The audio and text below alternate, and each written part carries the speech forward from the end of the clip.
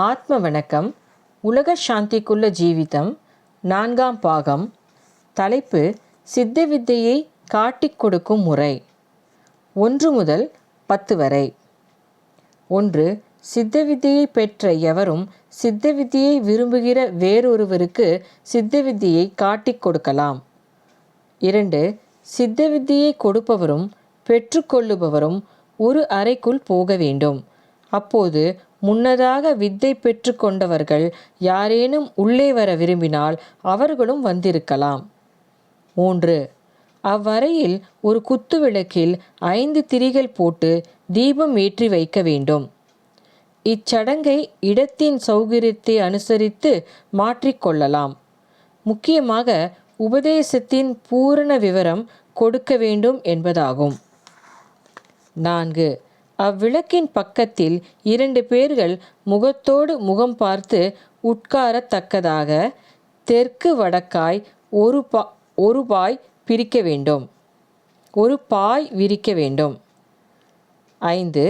வித்தை கொடுப்பவர் தெற்கு முகமாகவும் அவர் முன்பாக வாங்குபவர் வடக்கு முகமாகவும் பார்த்து சம்மணம் போட்டபடி சுகாசனத்தில் சித்தவேதம் நூலில் சுவாமி படம் பார்க்கவும் உட்கார வேண்டும். விளக்கு இருவருக்கும் நடுப்பக்கம் பாயின் மேற்கு பக்கமாக பாயை தொட்டு இருக்க வேண்டும். விளக்கு பிரகாசமாய் எரியவும் வேண்டும். 6. அவ்வறையில் வித்தையை பெற்று கொண்டவர்கள் இருந்தால் இத்தருணத்தில் வித்தை பெறுபவரின் பின்பக்கம் தனியாக மற்றொரு பாயில் இருந்து கொள்ள வேண்டும். 7. யாருமே உள்ளே வந்தால் பிராணாயாமம் கேட்கும்படியாக செய்யக்கூடாது. 8. வித்தையை காட்டிக் கொடுப்பவர் வாங்குபவரை நேரே நிமிர்ந்திருக்கச் செய்து சித்தவேதம் புத்தகத்தில் இருக்கும் படத்தில் காட்டிய விதம் முத்திரை பிடிக்க செய்த பின் தானும் அதுபோல் இருந்து கொள்ள வேண்டும். 9.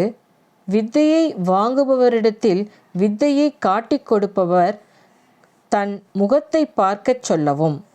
அதன் பிறகு தான் ஒரு முறை பிராணாயாமம் செய்து, அதாவது அச்சமயம் வேறு யாரும் அவ்விதம் செய்யக்கூடாது.